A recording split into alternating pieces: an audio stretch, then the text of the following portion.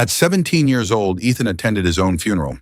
Not because he was dead, because everyone else thought he was. And the most terrifying part? He couldn't remember whether he had killed the person buried in his grave. Rain poured heavily over the cemetery. Ethan stood beneath a black umbrella, hidden among strangers. A photograph of him sat beside the coffin. His name was engraved into the stone. His mother cried. His younger sister collapsed into tears. His best friend stared silently at the ground. Everyone believed Ethan Harper was dead, except Ethan himself. 3 days earlier, he had woken up in an abandoned motel room. No memory, no phone, no wallet. His clothes were covered in blood. Someone had left a note beside the bed. The note contained only 6 words. "If you remember, they'll kill you." The police report on the news was simple. A body had been discovered after a car accident near a cliff. The corpse was burned beyond recognition. Identification came from Ethan's driver's license. Case closed. But Ethan knew something was wrong. Because he was alive. And because every night he kept seeing the same nightmare. A girl screaming. A flash of headlights. A hand covered in blood. And his own voice saying, "I'm sorry." After the funeral ended, Ethan followed his best friend Noah. The moment Noah entered his car, Ethan climbed into the back seat. Noah nearly crashed. "Ethan!" His face turned completely white. "You were supposed to be dead." The words hung in the air. Not "I thought you were dead." Not "How are you alive?" You were supposed to be dead. Ethan grabbed Noah's shoulder. "What happened to me?" Noah's hands shook violently. For a moment, it looked like he might answer. Instead, he whispered, "You need to run." "Why?" Tears filled Noah's eyes. "Because the people who buried you are still looking for you." Then Noah locked the doors, not to keep Ethan inside, to keep someone else out. A black SUV had just stopped behind them, and the people stepping out were carrying guns. The black SUV stopped behind Noah's car. 3 men stepped out, all dressed in black. No uniforms, no badges, no identifying marks, just cold expressions. Noah's hands tightened around the steering wheel. His breathing became uneven. "Ethan," he whispered. "What?" "Don't let them see your face." "What are you talking about?" Noah suddenly reached into the glove compartment and pulled out a small pistol. Ethan froze. "You carry a gun?" Noah ignored the question. His eyes remained locked on the men approaching the vehicle. One of them knocked on the driver's window. Tap, tap, tap. Noah didn't move. The knocking continued. Slow, patient, almost as if they already knew they had won. Then one of the men smiled and spoke, not loudly, just enough for Noah to hear. "We know he's inside." Ethan's blood ran cold. How? Nobody should know he was alive. Nobody. The man knocked again. "Open the door." Noah shook his head. The man sighed, then pulled out a handgun. Everything happened at once. "Get down!" Noah screamed. A gunshot exploded through the night. Glass shattered. Ethan threw himself onto the floor of the car. Another shot, then another. The rear windshield exploded. People nearby screamed and ran. The cemetery instantly became chaos. Noah slammed the accelerator. The car launched forward. Tires screamed against the wet pavement. The black SUV immediately followed. "Who are they?" Ethan shouted. Noah's face had become pale. "You really don't remember?" "Remember what?" Noah looked at him. For the first time, Ethan saw genuine terror in his friend's eyes. The night Lily died. The name hit Ethan like a hammer. Lily, the girl from his nightmares. The screaming girl. The girl he couldn't remember. A sudden flash appeared in his mind. Rain, a bridge, a girl crying. Ethan grabbed his head. Pain exploded through his skull. "Who is Lily?" Noah stared at him in disbelief. "You loved her." The car nearly swerved into another lane. "You were planning to leave town together." Another flash, a smiling girl, dark hair, a silver necklace. Laughing, holding Ethan's hand. The image vanished instantly. "What happened to her?" Noah hesitated, then answered. "She disappeared." The words made no sense. "You just said she died." I said that's what everyone believes. Ethan's heart stopped. What? Noah swallowed. The body found near the cliff wasn't identified through DNA. What? It was identified through belongings. The realization slowly settled into Ethan's mind. The driver's license, the wallet, the burned remains. No proof, just assumptions. Ethan looked at Noah. You think the body wasn't mine? Noah nodded. Ethan's voice became quiet. You think it was Lily's? Silence. Noah didn't answer. He didn't need to. The expression on his face said everything. Another gunshot struck the back of the car. The vehicle swerved violently. They're getting closer, Noah shouted. The SUV accelerated. Its headlights filled the rearview mirror. One of the men leaned out the window, gun raised, ready to fire. Then something unexpected happened.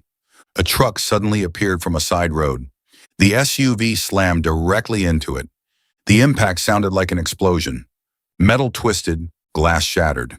The SUV rolled 3 times before crashing into a ditch. For several seconds, nobody spoke. Noah continued driving. Ethan stared through the rear window. The SUV was gone. The men were gone. But the questions remained. Who were they? Why had they faked his death? And what happened to Lily? 30 minutes later, Noah parked outside an abandoned warehouse near the docks. The building looked forgotten. Broken windows, rust-covered walls, no signs of life. We're safe here. Ethan climbed out. The cold night air hit his face.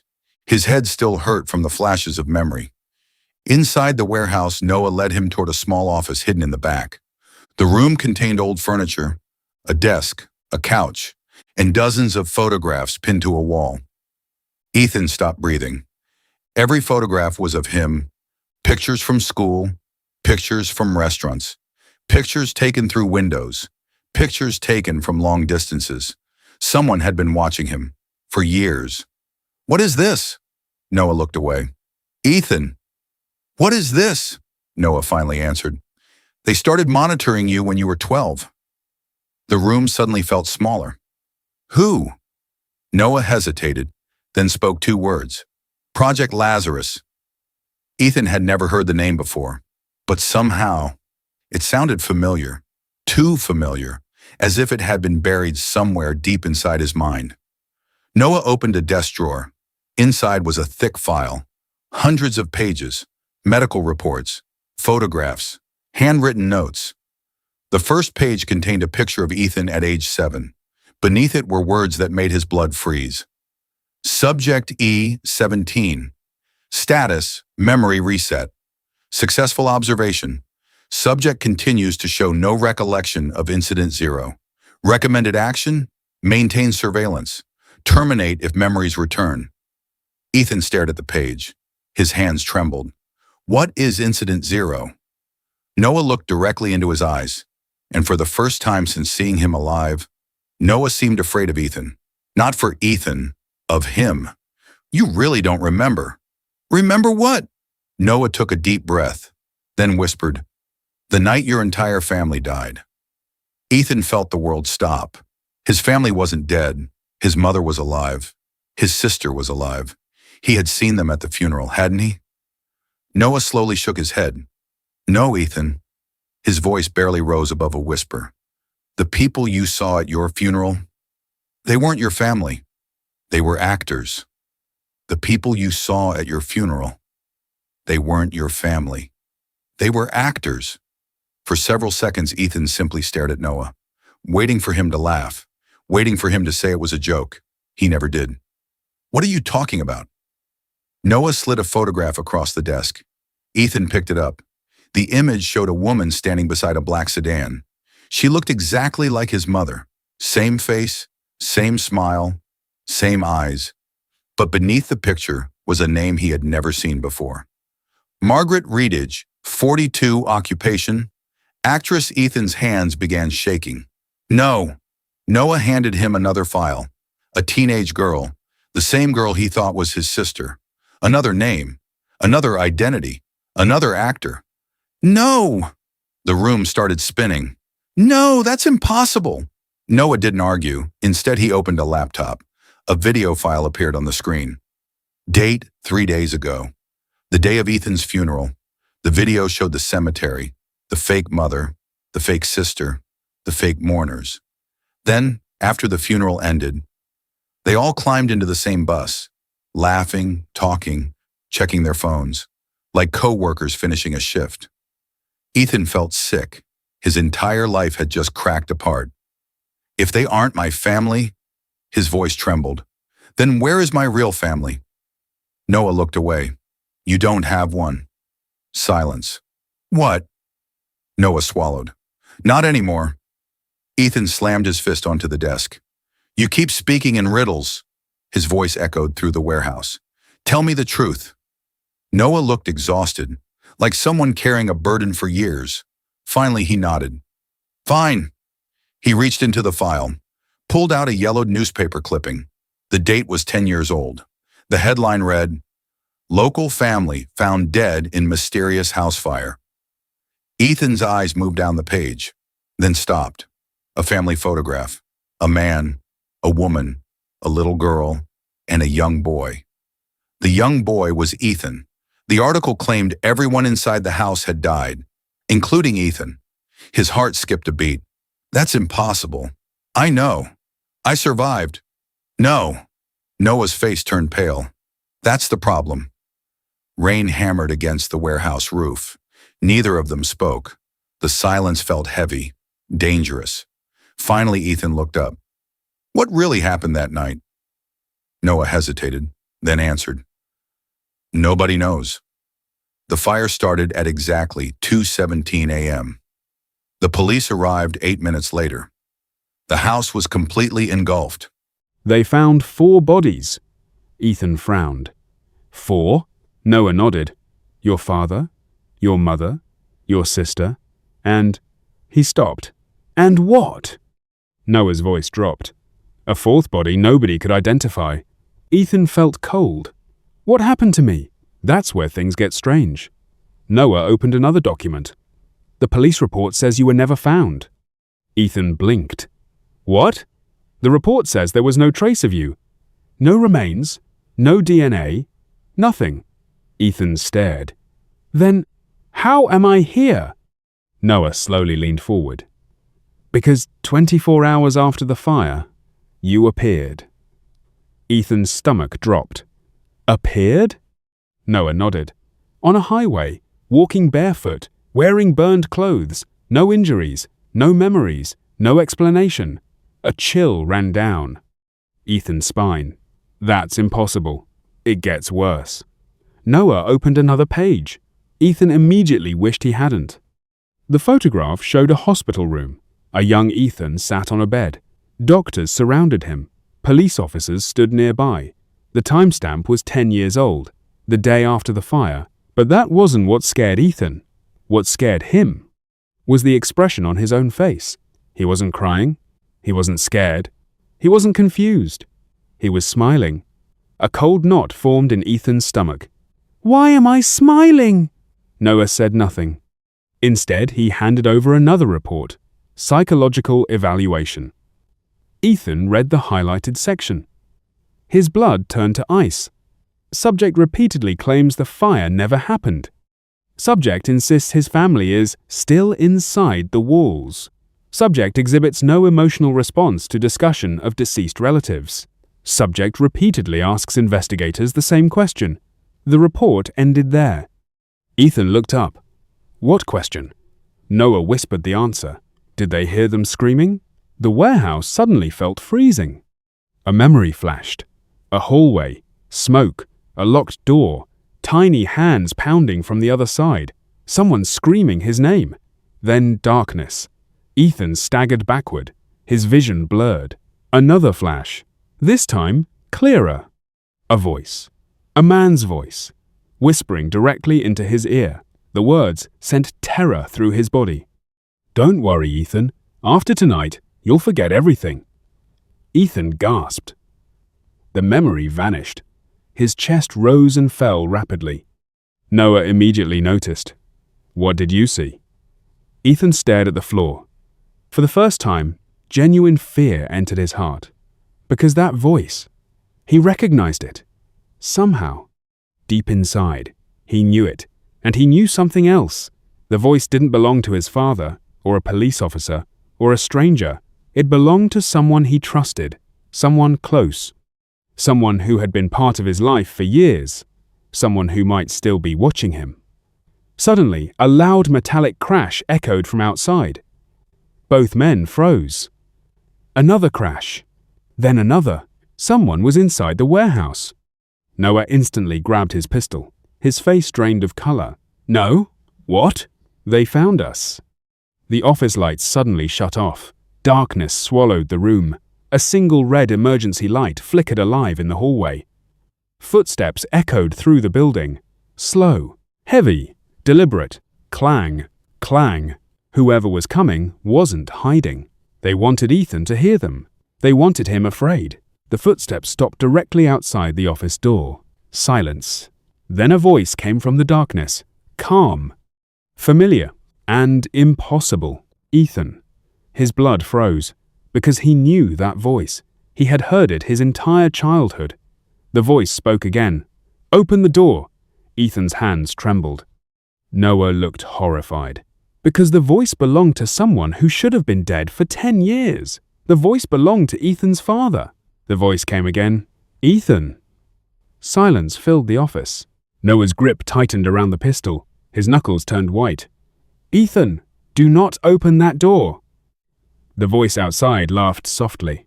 Not the laugh of a stranger. Not the laugh of a monster. It was the familiar laugh of a father teasing his son. The kind Ethan had heard 1,000 times growing up. Or at least, the kind he thought he had heard. Ethan, I know you're in there. A cold sweat formed on Ethan's forehead. This couldn't be happening. His father had died 10 years ago. There was a death certificate, a funeral, a police investigation, a house fire. He was dead. He had to be. Then why did the voice sound so real?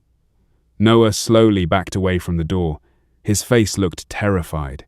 Not surprised. Terrified. As if this was exactly what he had feared would happen. Ethan! What? Noah swallowed.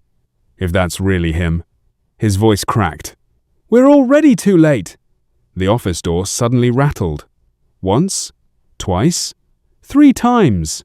Then silence. No footsteps, no breathing, nothing. Just complete silence. The kind of silence that makes your imagination start creating sounds. Ethan stared at the door. Every instinct told him not to move. But another feeling had begun growing inside him. Curiosity. Dangerous curiosity. What if it really was his father? What if the police report was fake? What if Noah was lying? What if everything he thought he knew was wrong? Ethan. The voice now came from behind him. His blood froze. Noah spun around instantly. The voice wasn't outside anymore. It was inside the warehouse, somewhere in the darkness.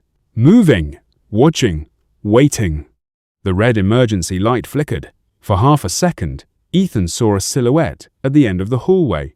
A tall man, standing perfectly still. Then darkness returned. The figure vanished. Noah immediately fired. Bang! The gunshot echoed through the warehouse. The flash briefly illuminated the hallway. Nobody there. Nothing. Just empty darkness. What is happening? Ethan shouted. Noah grabbed him by the arm. We're leaving. They ran. Out of the office. Down a side corridor. Past rusted machinery and abandoned storage rooms.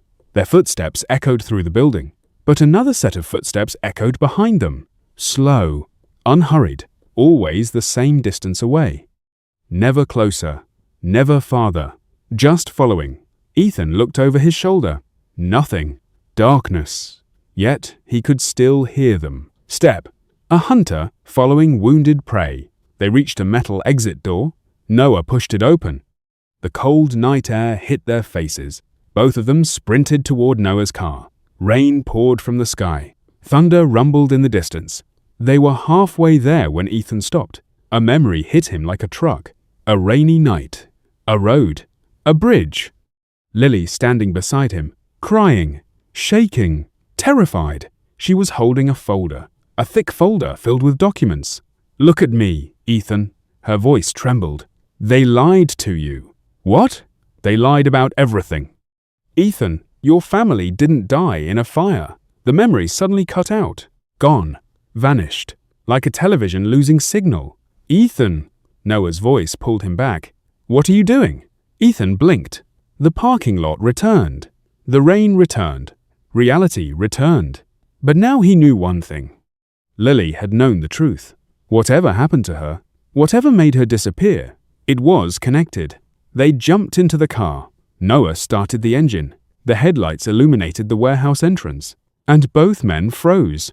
Someone was standing there, watching them. A tall figure, motionless, rain pouring down around him, his face hidden in shadow. Then lightning flashed across the sky. For one brief second, the man's face became visible. Ethan stopped breathing. It was his father. Exactly as he remembered. Not older, not younger, exactly the same. As if the last 10 years had never happened. Noah slammed the accelerator. The car shot forward. Neither of them spoke. Not for several minutes. Finally, Ethan broke the silence. You saw him too. Noah nodded.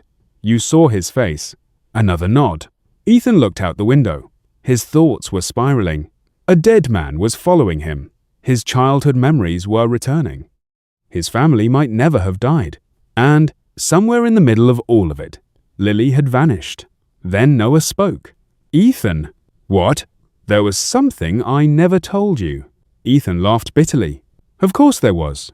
Noah didn't smile. His expression became serious. Dead serious. The reason I helped fake your death. Ethan slowly turned toward him. What? Noah kept his eyes on the road. Because they were going to take you. Who?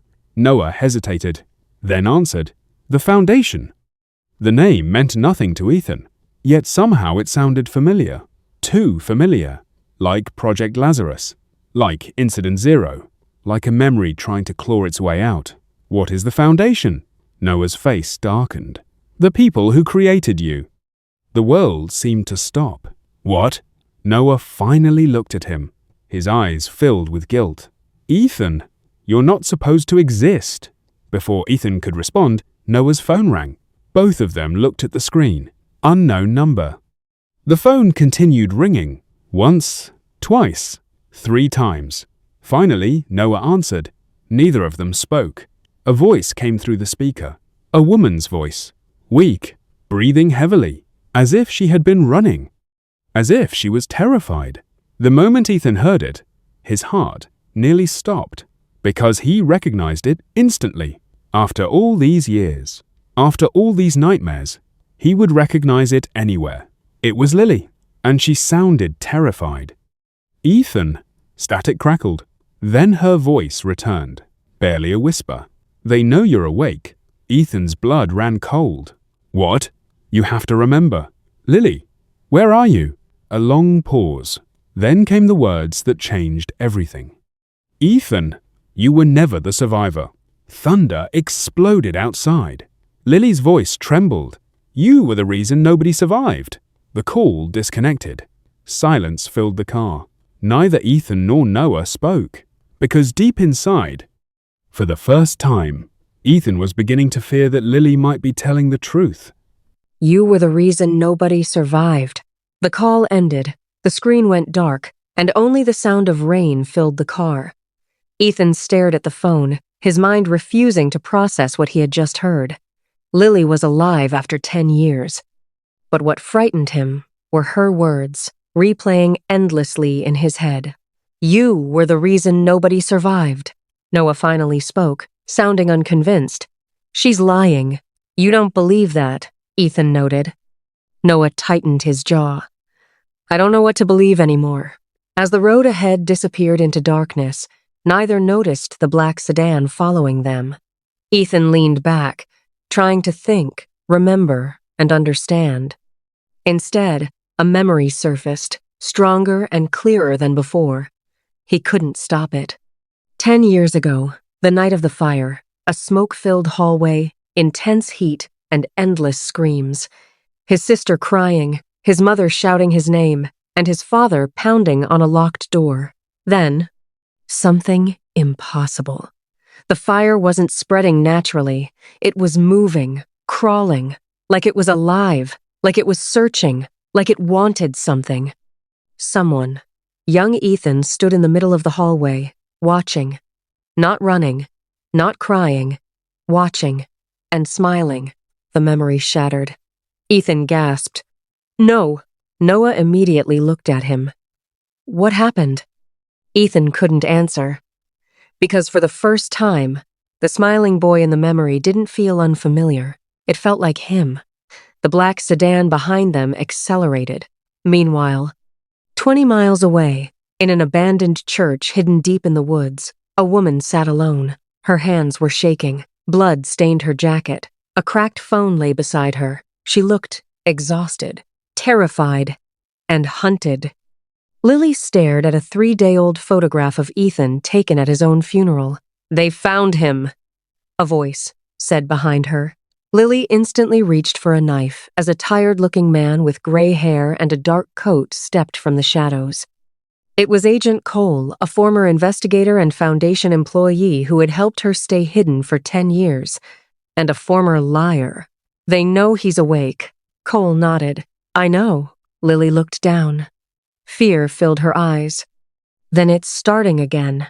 Cole didn't answer, because both of them already knew. It had started the moment Ethan regained his memories. Back inside the car, Noah finally noticed the sedan. His face changed instantly. Ethan. What? We have a problem. Ethan looked through the mirror. Headlights. Following them, keeping pace, never getting closer, never falling behind, watching. Maybe it's just another car. No. Noah's voice became grim. It's them. The sedan's headlights suddenly flashed twice, then twice again. A signal. Noah cursed under his breath. What does that mean? Noah didn't answer immediately. When he finally did, his voice sounded hollow. It means they've found the target. The sedan accelerated. Another car appeared, from a side road. Then another. Then another. Within seconds, 4 vehicles surrounded them. Front, back, left, right. A moving cage. What do we do? Noah's answer came instantly. We run. He slammed the accelerator, and the engine roared as the car surged forward. A vehicle blocked them, but Noah swerved, barely missing it as tires screamed against wet asphalt. A rapid succession of gunshots shattered the night. Bullets struck the rear, twisting metal and exploding glass. Get down. Ethan ducked. The rear window shattered completely. Rain rushed into the car. The chase had begun. Suddenly, a voice crackled through Noah's phone. An unknown connection. Somebody had hacked the call. A calm male voice filled the speakers. Ethan. The voice was unfamiliar, yet somehow it made his stomach twist. The man sounded amused, relaxed, like none of this mattered. You've caused quite a lot of trouble. Who are you? The man laughed. A better question is, who are you? The vehicles continued chasing them. The voice remained calm. 10 years ago, a house burned down. You know about that? Oh, Ethan. The man chuckled. I was there. Every muscle in Ethan's body froze. What? I watched your family die. The rain seemed louder. The darkness seemed deeper. The world suddenly felt wrong. You're lying. No. The man sounded almost disappointed. I watched every second. A pause. Then, and do you know the strangest part? Ethan didn't answer. The man's voice dropped, almost to a whisper. Your family wasn't trying to escape. Silence. They were trying to escape from you. The line disconnected, but the chase and the rain pressed on. Ethan barely noticed. Those words had broken something inside him. Another memory emerged, stronger than the rest. His mother, crying and begging, backing away from him, not toward him. His father held a knife, protecting the family from Ethan. The memory vanished. No, Ethan whispered. Noah looked horrified, watching it happen as the memories returned, one by one. And that terrified him. There was a reason Ethan's memories had been erased. why Project Lazarus spent millions keeping him asleep, and why the Foundation feared him. They weren't afraid of what he remembered, but what would happen when he remembered everything?